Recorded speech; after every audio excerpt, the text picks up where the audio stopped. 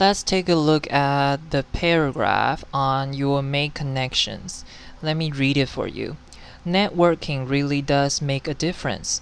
Not only will having broad connections help you find out about jobs, sometimes even before they are posted, but mentioning someone who works at the company in your cover letter strengthens your application.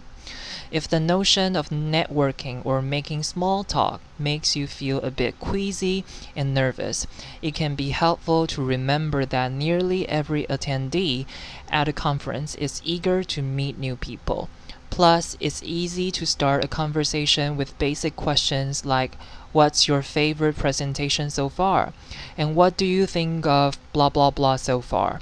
Use your elevator pitch in conversation with your new acquaintances. If you have a meaningful or extended conversation, exchange business cards or find the person's profile on LinkedIn and connect. So, the topic for this paragraph is, of course, networking. To network means to meet useful people. So, the first thing people always complain about business conferences is some people find socializing with strangers queasy or it makes them nervous. So what does queasy means? Queasy means feeling worried, unhappy, or uncertain about something. To help you feel more comfortable, it might be helpful to know that everyone in the conference is here for the same reason, to meet new people.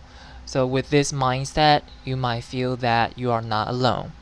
And then the second tip is to use your elevator pitch. I will explain what that is later. If you bump into someone interesting and you had an enjoyable conversation with them, then be sure to exchange contact information. Follow each other on social media, such as Instagram, Twitter, or LinkedIn. Okay, so the first tip I would like to share here is about networking for introverts. So introverts are people who are shy, and the opposite of introverts is called extroverts. But if you are both, then you are an ambivert. So the first tip I can share with introverts to help them network better is number one, take networking on time.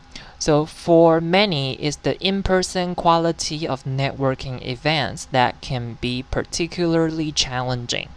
The idea of having to go up to strangers can be enough to make hands sweat and stomachs roll. Fortunately, we live in the digital age. We can do that online. Take your networking to the web, establish an active Twitter presence, and interact with people in your field. Bulk up your LinkedIn profile and activity. Virtual networking is a terrific way to grow your networking without going to an event. The second tip is network one-on-one. Not all networking needs to be done at a big event or meetup. While group conversation can be a struggle for introverts, a one-on-one conversation can give them an opportunity to show off keen listening skills and make a solid connections.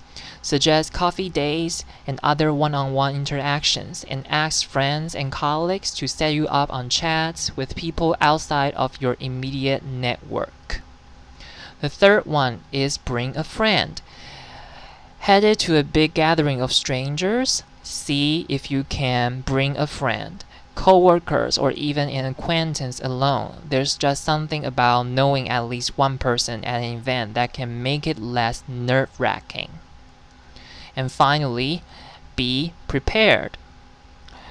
As you prepare for a networking event, think of it as if you are going into a battle. Your weapons are small talk and chit-chat. If there is a list of the people at the networking event available beforehand, make a list of the ones you really like to chat with. and you can even figure out some talking points first. And finally, smile. It's one thing to be the quiet person at an event, or even to be off in the corner answering emails on your phone. It's another to look glum, uncomfortable, or so unsmiling that you seem angry. Try to look engaged with the event. Present yourself outwardly as being open and eager to meet new people, even if you feel differently inside. And one more, the most important one: be yourself. Not the center of attention, that's okay. Don't pretend to be. That would ring false. You can be reserved, which means you can be shy, and take advantage of your listening skills. You don't have to be the center of attention if that's not a role that you are comfortable with. After all, extroverts need an audience for their stories. Perhaps the most important tip of them all is to remember that you are not the only shy person in any situation. Many people are introverts. In fact, one additional way to succeed at networking events may be to locate a fellow introverts so that both of you can be yourselves. The next one is about creating an elevator pitch. So what's an elevator pitch? An elevator pitch is a quick summary of your background and experience. The reason it's called an elevator pitch is that it should be short enough to present during a brief elevator ride. So what are the tips to follow? First, be brief. Restrict the speech to 30 to 60 seconds. Don't need to include your entire work history and career goals.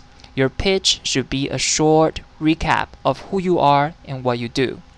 The second one is be persuasive. You need to make people believe what you are saying. Even though it's a short pitch, your elevator speech should be compelling enough to spark the listener's interest in your idea, organization, or background. Third, share your skills. Your elevator pitch should explain who you are and what qualifications and skills you have.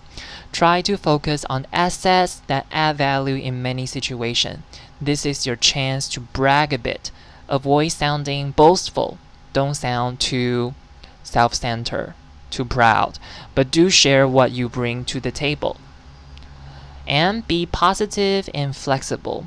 You often aren't interviewing for a specific position when you deliver your pitch, so you want to appear open-minded and flexible. Don't lead with the stuff you'd rather not be doing. This is your chance to make a great first impression with a potential employer. Don't waste it. And know your audience and speak to them. In some cases, using jargon, meaning professional terms, can be a powerful move. It demonstrates your industry knowledge. But be wary of using jargon. You need to be careful of using jargon during an elevator pitch, particularly if you are speaking to recruiters who may find the terms unfamiliar and off-putting. Keep it simple and focus. Okay, so these are the tips to creating an elevator pitch. And here I include 3 examples of an elevator pitch. You can have a look yourself, and you can even use them as templates to help you come up with your own elevator pitch. So that's it for this week's lecture. I hope you have learned a lot. If you have any questions, please feel free to contact us anytime. We're always there for you. Goodbye.